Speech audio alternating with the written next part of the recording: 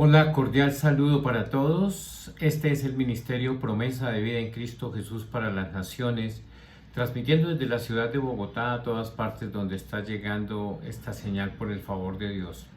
Estamos muy complacidos por lo que el Señor está haciendo en estos días,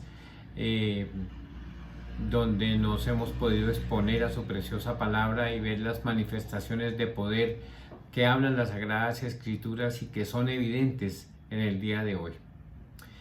Hemos venido trabajando como iglesia el tema de la fe y esta es la quinta entrega que hacemos a este respecto y hoy continuamos porque la fe es ilimitada realmente. Los temas que hay que compartir respecto de la fe son extraordinarios y hoy vamos a ver un caso muy particular de fe y cómo la fe se incrementa, cómo la fe es la que mueve montañas, cómo la fe es indispensable para todo lo que tiene que ver con el Señor.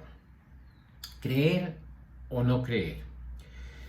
Si preguntáramos el día de hoy qué sucedió en el puente de Boyacá en el año de 1819, mes de agosto, día 7, algunos podrían contestar sin temor a equivocarse: fue la batalla que lleva su nombre, en donde el libertador Simón Bolívar derrotó a los españoles en dicho lugar, trayendo la libertad para la República de Colombia.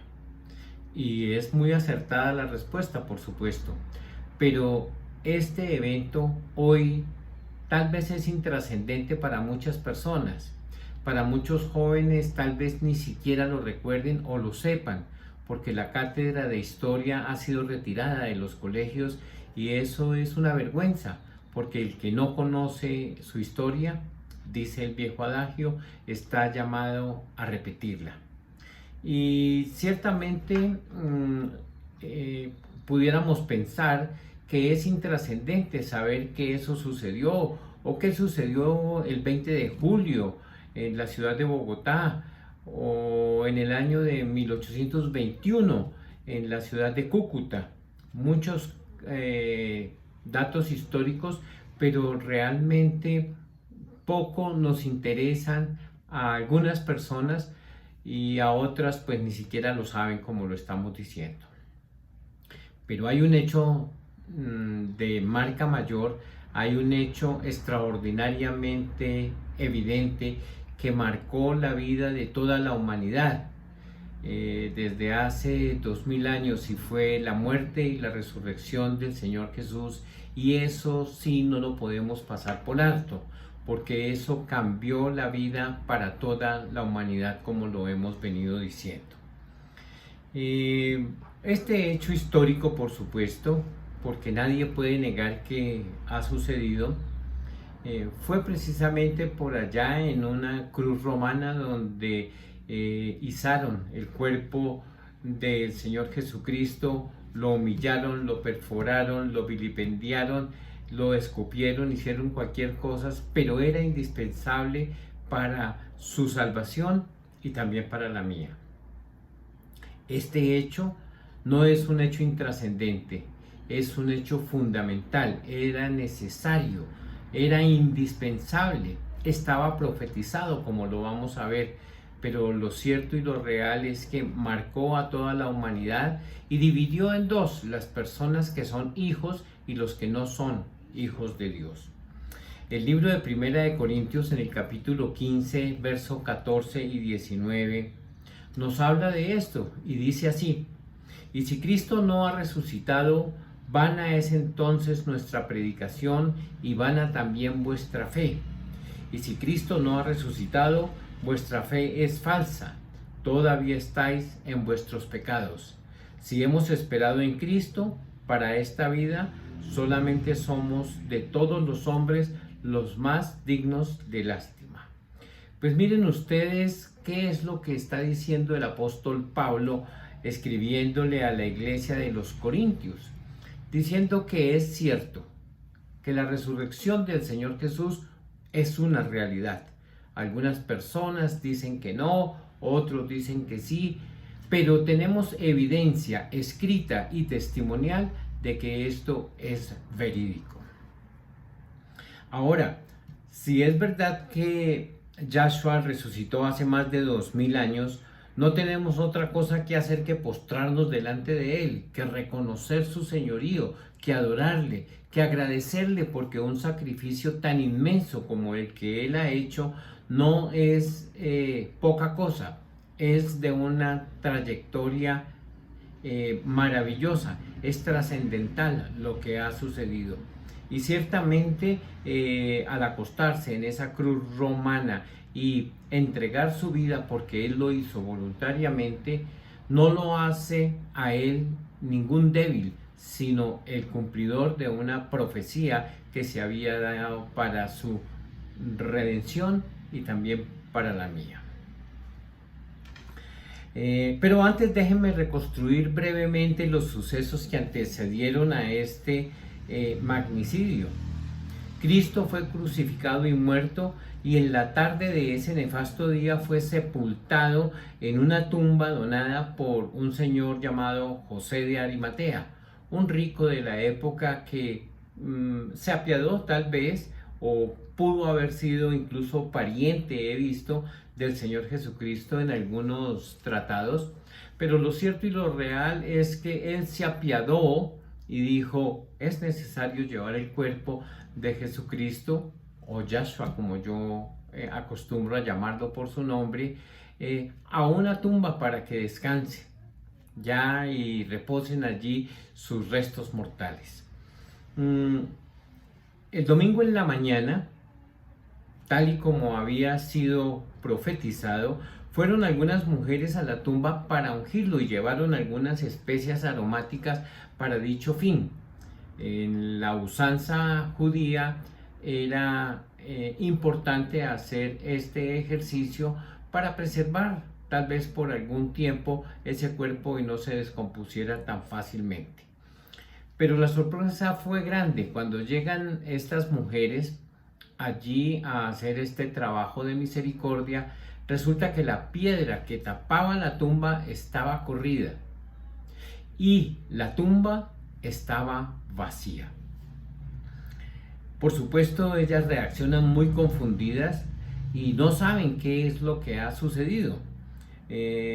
Encontraron la tumba del Señor que estaba vacía, cumpliéndose la profecía y la promesa que el mismo Señor Jesús había dado a sus discípulos, que era necesario que Él muriera, pero que al tercer día Él resucitaría. Bueno, pues no estaba allí, y estas mujeres, absolutamente confundidas, se les presentan un ángel y les dice qué es lo que están buscando allí, por qué están buscando entre los muertos al que vive. Es la primera noticia que ellas reciben de que el Señor Jesús ha resucitado, noticia maravillosa para toda la humanidad. Era necesario que el Hijo del Hombre, era indispensable, quiero decirlo además, que el Hijo del Hombre resucitara para cumplir dicha profecía.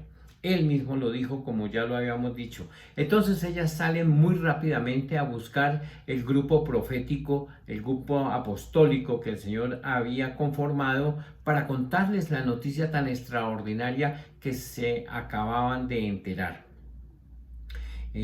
Cuando ellas los contactan y les cuentan, pues resulta que todos ellos quedaron atónitos. Pensaron que la noticia era inventada, otros creyeron están mintiendo, otros dijeron están locas estas mujeres. Pues fíjense ustedes que aún así ellos dijeron, pues vamos a ver y vamos a revisar lo que estas mujeres están diciendo. Es aquí como dos de los apóstoles van corriendo, Pedro y Juan, a buscar esa tumba, y corroboran que efectivamente la tumba está vacía, que la piedra está corrida y que no está el cuerpo del Señor. Esto no les cabía en la cabeza a todos ellos, pero no obstante van a contarle al resto de sus hermanos. quienes estaban totalmente desesperanzados, porque al mismo tiempo que el Señor Jesús moría, todas sus esperanzas también morían con ellos. Todo un Mesías, todo un líder que ellos estaban esperando había muerto. Después de algún tiempo de haber pasado con ellos, tiempos tan maravillosos, tiempos de milagros, de sanidades, de prodigios, habían acabado con la muerte del precioso Hijo de Dios. Es así entonces como ellos van y les cuentan al resto de los discípulos: sí, es evidente, la tumba está vacía. Después de esto sucede que el Señor Jesús se le aparece a María Magdalena, luego a Pedro, luego a 2 de sus discípulos, camino de Emaús, y ese mismo día, en las horas de la noche, se les aparece al resto de los discípulos que seguramente se habían reunido para comentar los últimos sucesos, para hablar de la muerte de su maestro, para esconderse, para resguardarse, porque seguramente ellos creían que los que continuaban en la muerte eran ellos. Y les muestra el Señor Jesús, quien se hace presente allí, su costado y sus manos. Ellos quedan atónitos y se regocijan, y ellos empiezan ya a darse cuenta que es real, que es cierto, que su amado Maestro ha resucitado, que se ha cumplido lo que Él ha dicho, y esto es un hecho extraordinario. El único que no estaba allí en ese instante era otro de sus discípulos llamado Tomás. Y vamos a hablar un poquitico de Tomás, porque algunos hablan un poco mal de él, pero resulta que la verdad es que Tomás no fue el único que no creyó en todas las cosas. Según mi leal saber y entender, según lo que yo he revisado en las Sagradas Escrituras, ninguno de los apóstoles creyó, ni las personas que los creían creyó en esa resurrección, ni siquiera la madre del Señor Jesús. Era una cuestión extraordinaria. Había una corriente filosófica que hablaba de la muerte y no resurrección.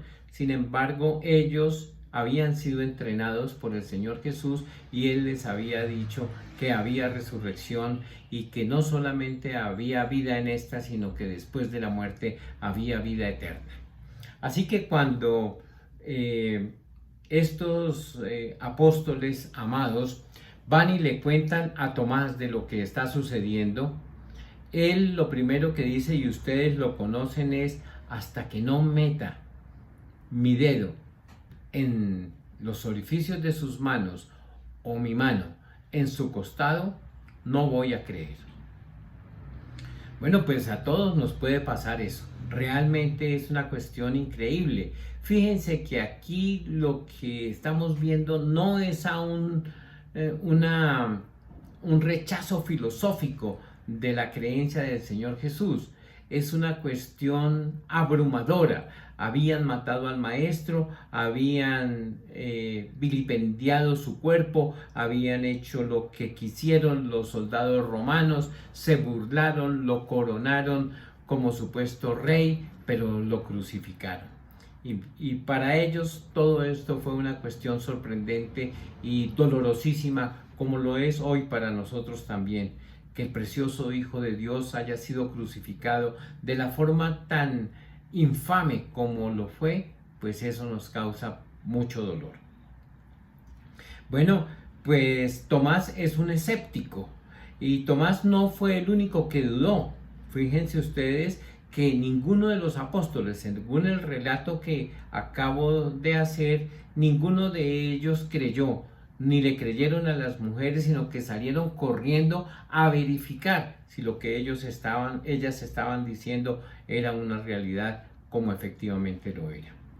Tomás era un judío devoto, creía en Dios, creía en la capacidad de su maestro de hacer milagros. El problema de Tomás no era filosófico, era un problema emocional totalmente.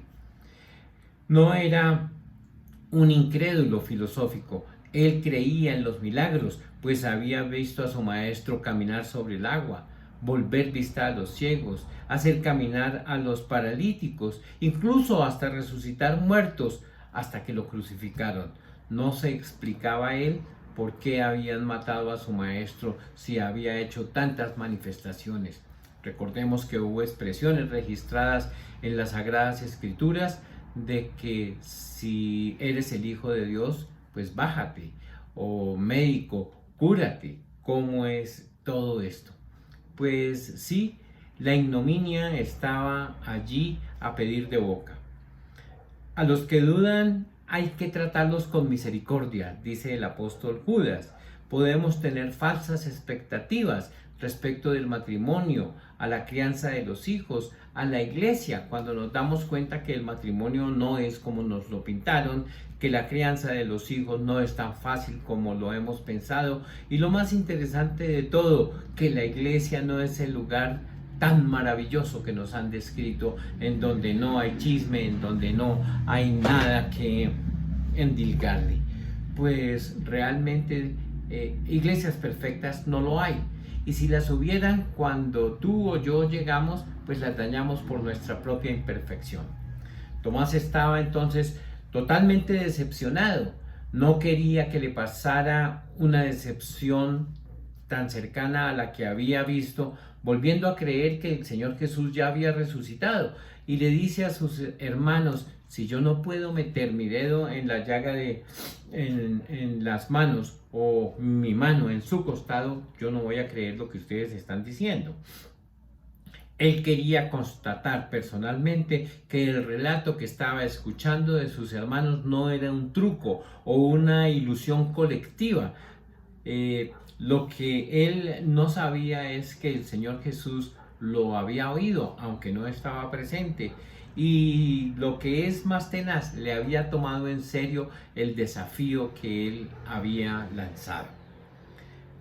Nuevamente, la siguiente semana los discípulos se vuelven a reunir en el primer día de la semana, como registran las Escrituras, y estando las puertas cerradas en el lugar donde él estaba, precisamente se habían ellos reunidos, y sin abrir las puertas él se presenta en medio de ellos, les dice: paz a vosotros, y se dirige directamente y sin ninguna demora hacia Tomás y le dice: aquí están mis manos, aquí está mi costado, mete tu dedo, mete tu mano, lo cual dejó totalmente desarmado al discípulo Tomás.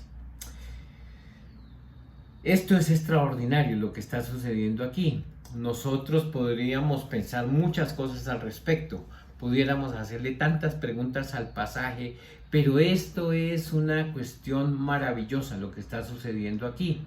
Y es el momento mismo en el que el Señor Jesús le dice que meta sus manos, y él, postrado delante de él, le dice: Señor mío y Dios mío.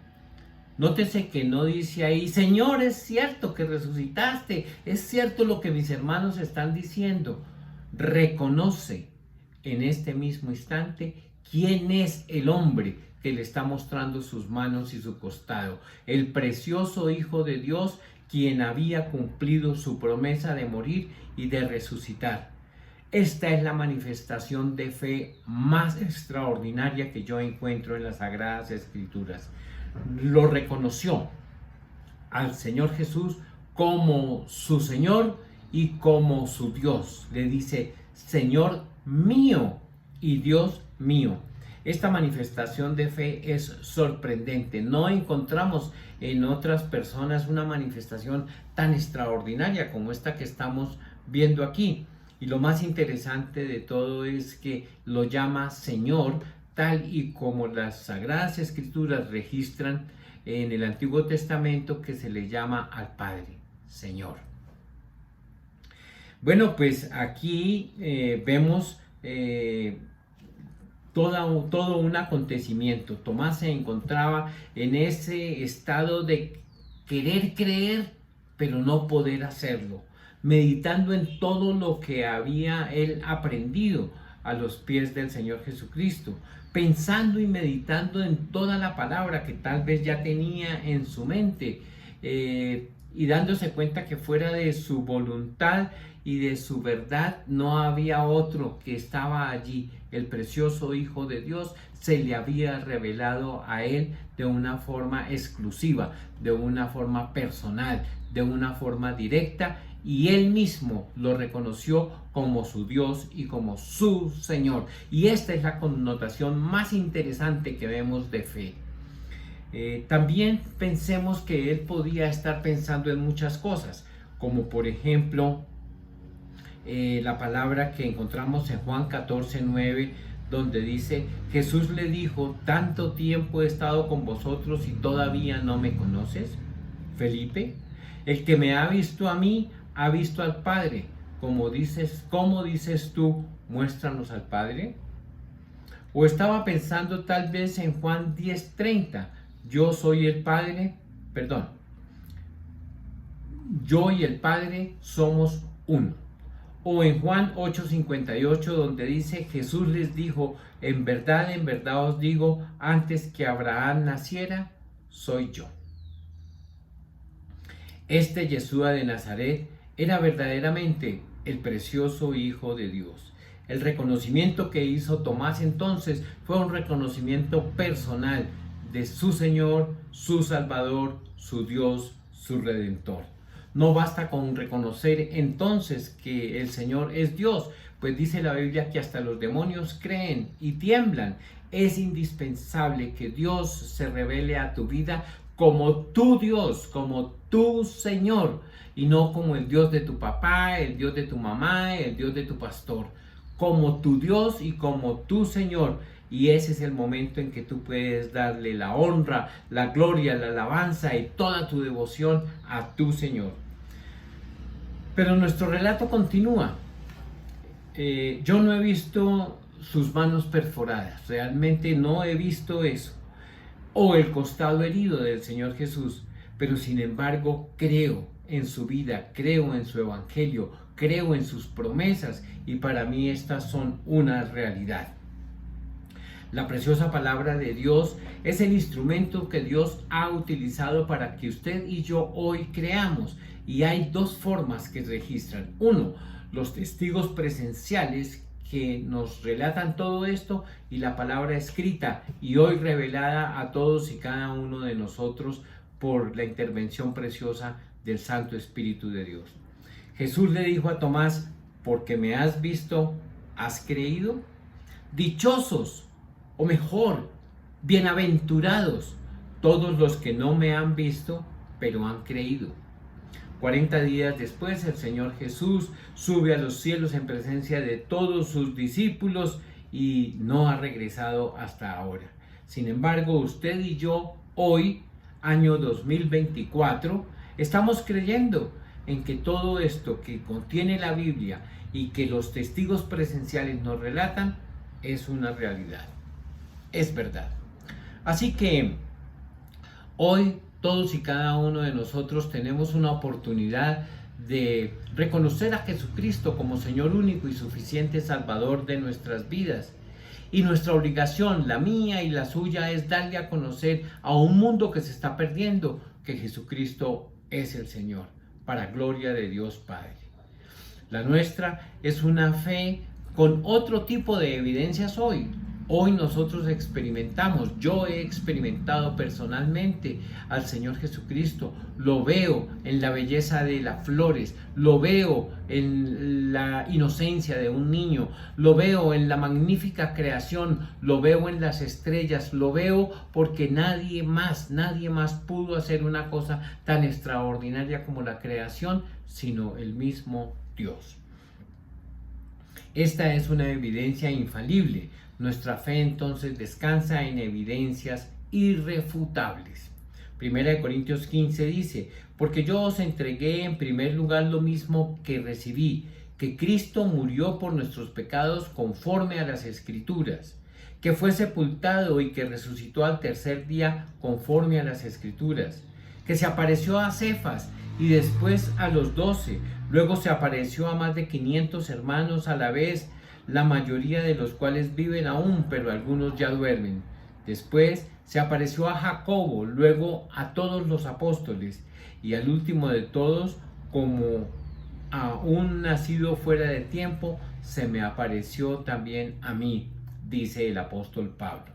La Biblia y los testigos oculares son las evidencias que Pablo nos presenta aquí sobre la muerte y la resurrección del Señor Jesús. 66 libros que hablan coherentemente de pasta a pasta sobre la vida y la realización y las obras del Señor Jesucristo. 700 años antes de este tiempo, ya el profeta Isaías en el capítulo 53 lo había descrito y lo había anunciado. ¿Quién ha creído en nuestro mensaje? ¿A quién se ha revelado el brazo del Señor? Creció delante de él como renuevo tierno, como raíz de tierra seca. No tiene aspecto hermoso ni majestad que le miremos, ni apariencia para que le deseemos. Fue despreciado y desechado de los hombres, varón de dolores y experimentado en aflicción, y como uno de quien los hombres esconden el rostro, fue despreciado y no le estimamos. Ciertamente, Él llevó nuestras enfermedades y cargó nuestros dolores. Nosotros le tuvimos por azotado, por herido de Dios y afligido. Mas Él fue herido por nuestras transgresiones, molido por nuestras iniquidades. El castigo por nuestra paz cayó sobre Él, y por sus heridas hemos sido sanados. Todos nosotros nos descarriamos como ovejas, nos apartamos cada cual por su camino, pero el Señor hizo que cayera sobre Él la iniquidad de todos nosotros. Fue oprimido y afligido, pero no abrió su boca. Como cordero que es llevado al matadero, y como oveja ante sus trasquiladores, permaneció mudo, no abrió su boca. Gloria a Dios, amén por todo eso. Todo esto que acabamos de ver y de leer sucedió el día de la crucifixión y muerte del Señor Jesús. La piedra que fue corrida no fue para que Jesús saliera de la tumba, fue para que nosotros pudiéramos entrar a ella para verificar la resurrección. No hay evidencia, no hay evidencia. El cuerpo del Señor Jesucristo nunca fue encontrado. Nunca fue encontrado porque Él resucitó y subió en presencia de todos y de cada uno de sus discípulos al cielo, y está sentado hoy a la diestra de Dios Padre. Cristo resucitó de los muertos, y esto es algo que ningún otro Dios puede contar. Los cristianos no creemos sin evidencias. Hoy tenemos evidencias palpables de la obra del Señor Jesús, de que es un Dios vivo y que hoy, en este mismo instante, puede obrar en tu vida como lo ha hecho en la mía. Y es a Yahshua a quien proclamamos su evangelio de salvación, el que predicamos a todo aquel que quiere acercarse a Él. Y Él es nuestra fe y la revelación del Hijo de Dios en nuestras vidas, lo que nos permite hacerlo una realidad.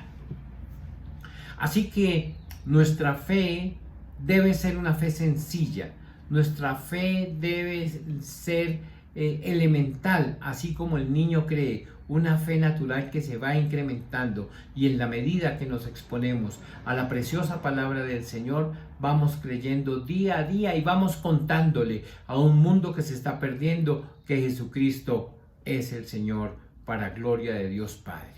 Así que la fe de Tomás, él sabía quién era Dios y él lo hizo su Dios, y es la invitación que hacemos hoy. No te conformes con el Dios de tu papá, con el Dios de tu mamá, con el Dios de tu pastor, con el Dios de la iglesia. Tú tienes que experimentar personalmente a Dios para que lo puedas adorar, para que lo puedas exaltar, para que puedas confiar en Él como Él anhela que tú lo hagas. El Señor está vivo, el Señor está sentado a la diestra del Padre. El Señor regresará por su iglesia y con parte de su iglesia igualmente.